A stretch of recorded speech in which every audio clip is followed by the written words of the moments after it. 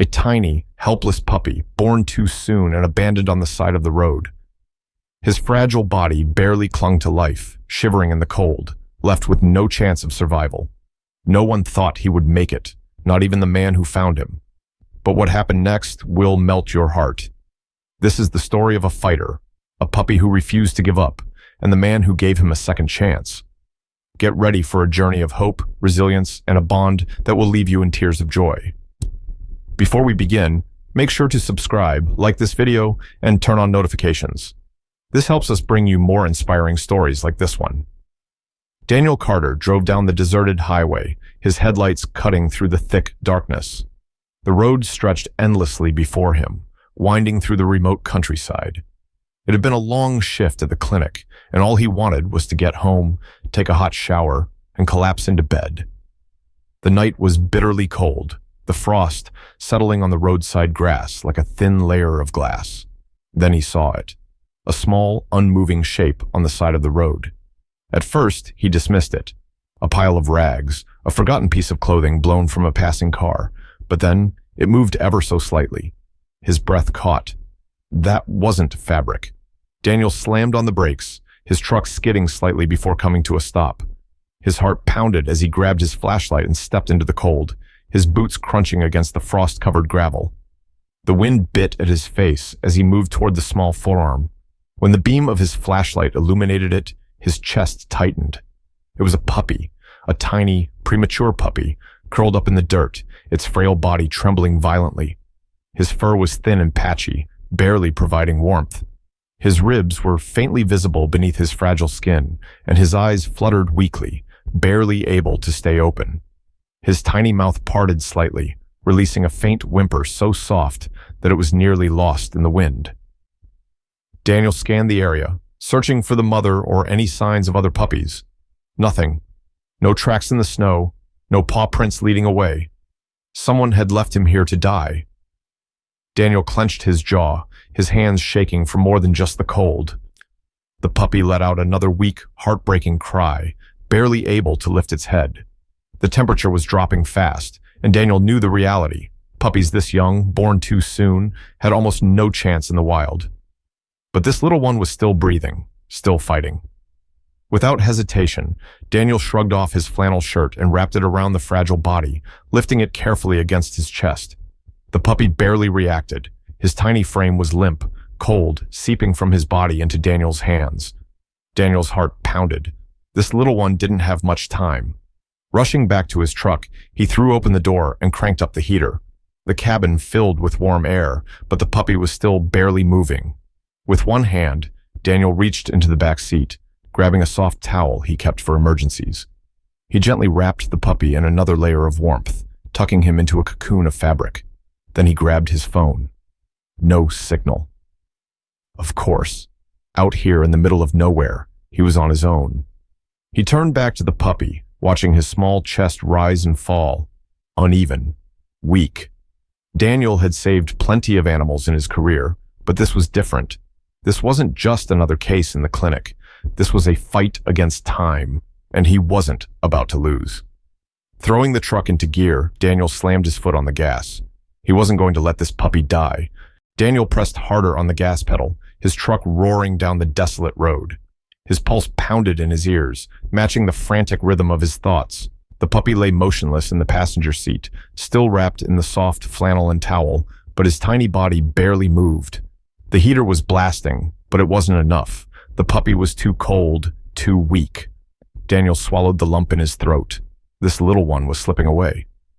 "Not on my watch," he muttered, gripping the wheel tighter.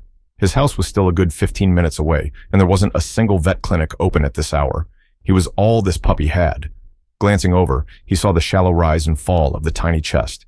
Each breath was faint, barely there, too slow, too weak. Daniel's hands shook as he reached out and gently rubbed the puppy's frail body through the towel. "Come on, buddy," he whispered. "Stay with me." No response. Daniel had treated hundreds of animals in his career, but never a case like this. A puppy this premature, this cold, had a survival rate so low that most wouldn't have even attempted to save him. But Daniel wasn't most people. And this little one, he had already fought this long. That meant he wanted to live. Daniel clenched his jaw and focused on the road. He wasn't going to let him go without a fight. The moment Daniel pulled into his driveway, he didn't even bother shutting off the truck. He grabbed the puppy and sprinted inside, kicking the door shut behind him. The warmth of the house enveloped them, but it wasn't enough. Daniel moved on pure instinct. He rushed to the living room, kneeling by the wood-burning stove, the flames flickering warmly inside. Carefully, he laid the tiny, unmoving body onto a folded blanket, just close enough to absorb the heat, but not too close to overheat his fragile system. His fingers worked quickly as he grabbed his emergency neonatal puppy supplies from the closet. He had raised orphan pups before, but this was a whole different battle. He soaked a clean towel in warm water, wringing it out before gently wrapping it around the puppy's frail form. Still, no movement. His breath hitched as he rubbed small, gentle circles over the puppy's chest, stimulating circulation. "Come on, little guy," he murmured. "You have to fight." No response. Daniel felt his stomach tighten. The bitter truth of the situation gnawed at his mind. This puppy was too young, too cold, too weak. Statistically, he had no chance. But something about him, something about the fact that he had survived long enough for Daniel to find him, made him refuse to accept that reality. This little one had already beaten the odds once. He could do it again. Daniel grabbed a syringe filled with a specialized puppy milk replacer, one made specifically for newborns who couldn't nurse from their mothers. He gently pressed a single drop onto the puppy's tiny tongue. At first, nothing. Then, so faint Daniel almost missed it, the puppy's tongue flicked slightly.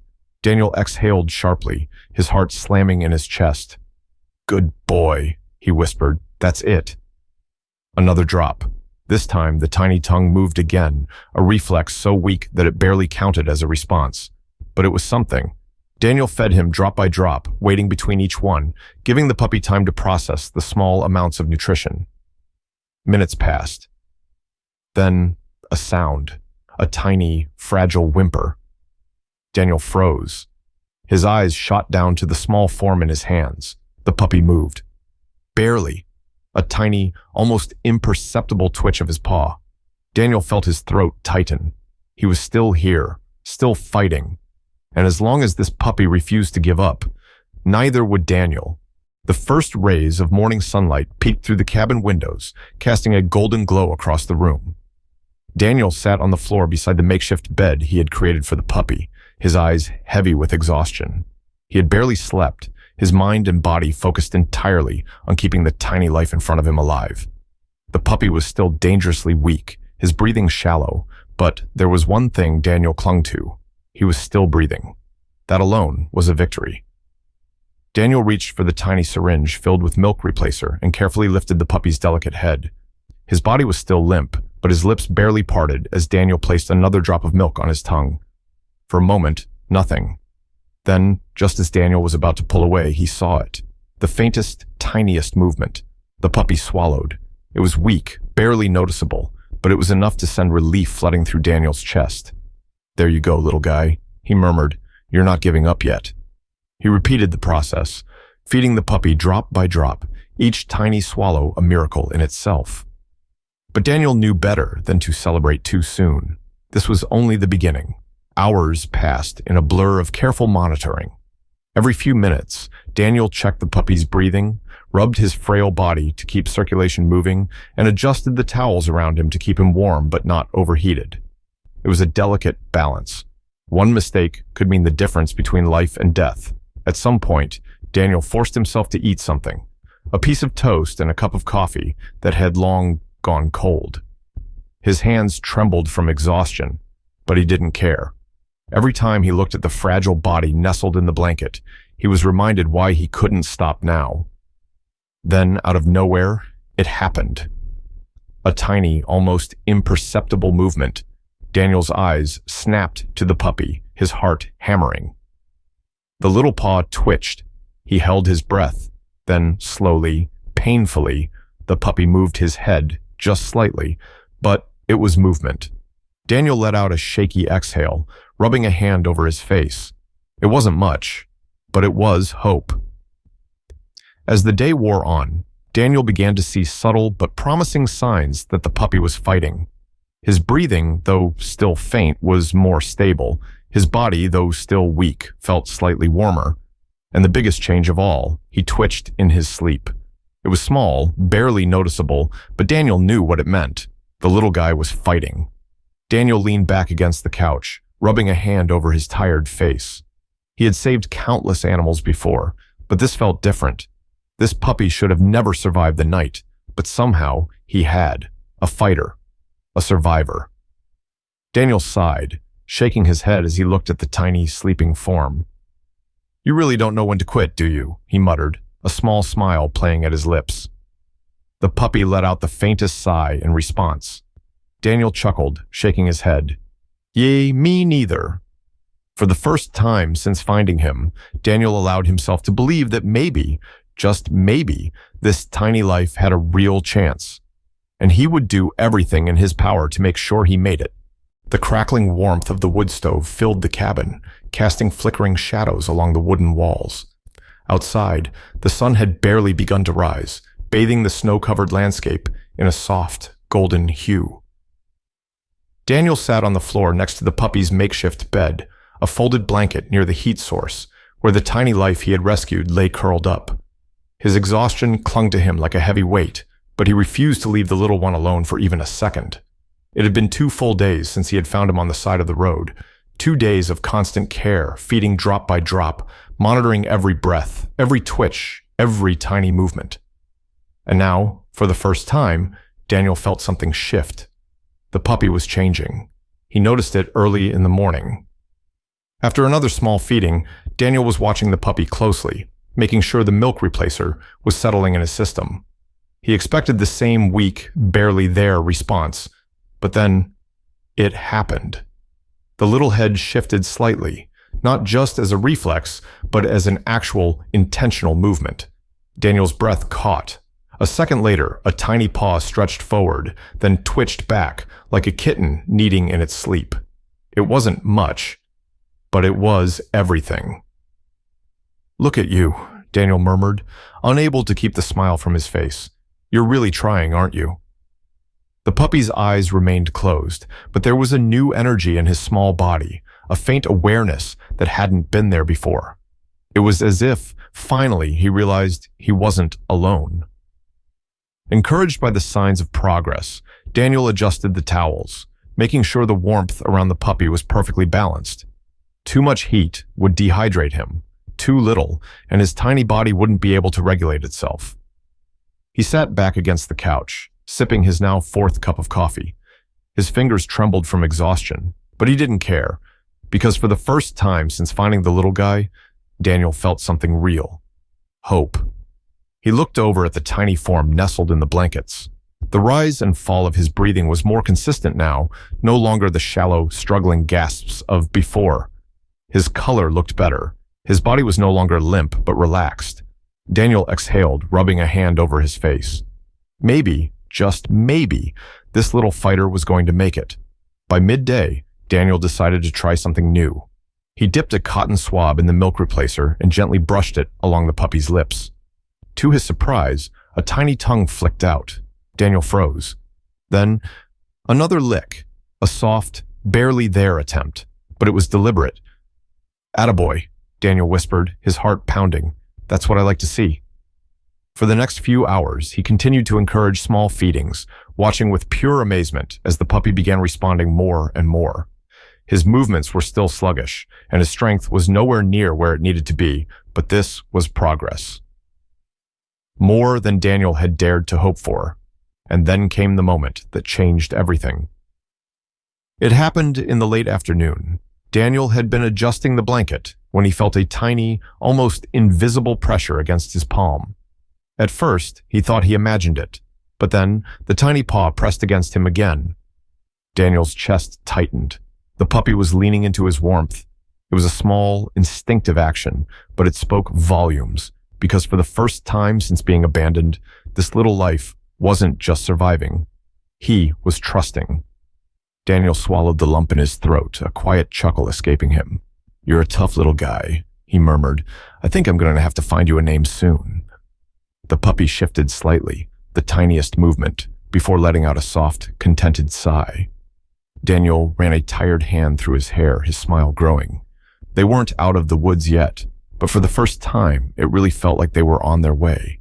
The warmth of the fire crackled softly in the cabin, filling the space with a comforting glow. Outside, the wind howled through the trees, rattling the windows with a force that reminded Daniel just how brutal the world could be. But inside, wrapped in soft blankets and cushioned in warmth, the little puppy had been making progress. For the past 2 days, Daniel had watched in quiet amazement as the tiny fighter slowly gained strength. His breathing had improved, his responses were becoming more deliberate, and just this morning, he had even tried to lift his head. It wasn't much, but to Daniel it was a miracle. But deep down, he knew better than to relax too soon. With premature puppies, progress could be deceptive. One moment they seemed stable, and the next, everything could go wrong. And that moment was coming. Daniel had just finished preparing another small feeding, carefully warming the milk replacer to the perfect temperature. The puppy lay curled up in his blankets, his tiny paws tucked close to his body, looking peaceful and safe. Daniel knelt beside him, gently lifting his delicate body and cradling him in one hand. "All right, little guy," he murmured, "let's keep this streak going." He placed the syringe near the puppy's mouth and squeezed a single drop onto his tongue. But this time, there was no response. Daniel frowned. He tried again, placing another drop along the puppy's lips. Still nothing. A sharp pang of worry stabbed at his chest. The puppy had been licking and swallowing on his own for the past day. Why wasn't he responding now? Daniel rubbed his thumb in slow, gentle circles over the puppy's chest, trying to stimulate a response. But instead of moving, the tiny body felt limp, too limp. Daniel's breath caught in his throat. "No, no, no," he whispered, his voice barely audible over the wind outside. He carefully placed the puppy down on the blanket and pressed 2 fingers lightly against his tiny ribs. His breathing, it was slower. Too slow. His heartbeat, faint, weak. A chill ran down Daniel's spine. This was bad. His mind raced through everything he knew about neonatal puppy care. This wasn't just exhaustion. This was fading puppy syndrome, a silent killer. It happened fast, too fast. One moment they seemed fine, the next, their fragile bodies simply shut down. Daniel had seen it before in the clinic, but he wasn't about to let it happen here, not to this puppy. "Come on, buddy," Daniel murmured, his hands already moving instinctively. He gently rubbed the puppy's sides, trying to encourage circulation. The little body barely reacted. Daniel grabbed a clean towel, wrapping the puppy inside and tucking him close to his chest, hoping the direct warmth would help. He was getting too cold. Daniel reached for his thermometer, carefully checking his temperature. Too low. Daniel cursed under his breath. He had to act fast. Moving with precision, he grabbed a small heating pad and placed it inside the blanket nest. He turned it on the lowest setting, just enough to provide gentle warmth without overheating his fragile system. Then, he tried feeding him again, drop by drop, just like before. "Come on," he whispered. "You've come too far for this." Another drop, still no response. Daniel's hands shook. He could feel it. The tiny spark of life inside the puppy was flickering. His body was shutting down. Daniel gritted his teeth. No, not yet. With careful precision, he grabbed a dextrose solution from his emergency supplies, glucose. It was a last-ditch effort, but if the puppy's blood sugar had dropped too low, this could be his only chance. Daniel placed a single drop on his lips. For a long, agonizing second, nothing. Then, a twitch. Daniel held his breath. Another twitch. A small, weak lick, and then the faintest, softest sigh. Daniel exhaled, his entire body trembling. It was working. Slowly, carefully, he repeated the process, feeding the puppy small, measured amounts of glucose while rubbing warmth back into his tiny body. His breathing was still shallow, his heartbeat still weak, but it wasn't fading anymore. Daniel leaned back, his exhaustion hitting him like a truck. That was too close. An hour passed. Then 2. Daniel remained by the puppy's side, watching, waiting. Finally, a real movement. The tiny head lifted slightly, wobbling before settling back down. a sound, a soft, weak whimper. Daniel let out a small laugh, his relief so overwhelming that he actually felt lightheaded. "You scared me, you know that?" he murmured, running a hand down his face. The puppy remained still, but he was alive, and for now, that was enough. Daniel stretched his legs, his entire body aching from tension. He glanced at the clock. 4 a.m. He hadn't slept at all. With a tired sigh, he leaned back against the couch, resting his head on the cushion. His eyes burned from exhaustion, but he refused to take his eyes off the little one. Not now, not ever. They still had a long road ahead. But after tonight, Daniel knew one thing for sure. This puppy wasn't just fighting for life. He was fighting to stay. And Daniel was going to make sure he won. The first hints of dawn peeked through the cabin's frost-covered windows, casting a soft glow across the wooden floor. The fire in the wood stove had burned low, filling the room with a comforting warmth that contrasted with the icy world outside. Daniel sat in his usual spot, on the floor, his back resting against the couch, his eyes locked on the tiny life he had fought so hard to save. The little puppy lay nestled in his blanket nest, his body still small and fragile, but something was different now. He was breathing steadily. His chest rose and fell in a natural rhythm, no longer the erratic, shallow gasps that had nearly stolen him away. And then, he moved. Daniel froze. It wasn't just the occasional twitch of a dream or an unconscious stretch. The tiny body shifted intentionally, and then, with an almost painfully slow effort, the puppy lifted his head. Daniel's breath caught in his throat.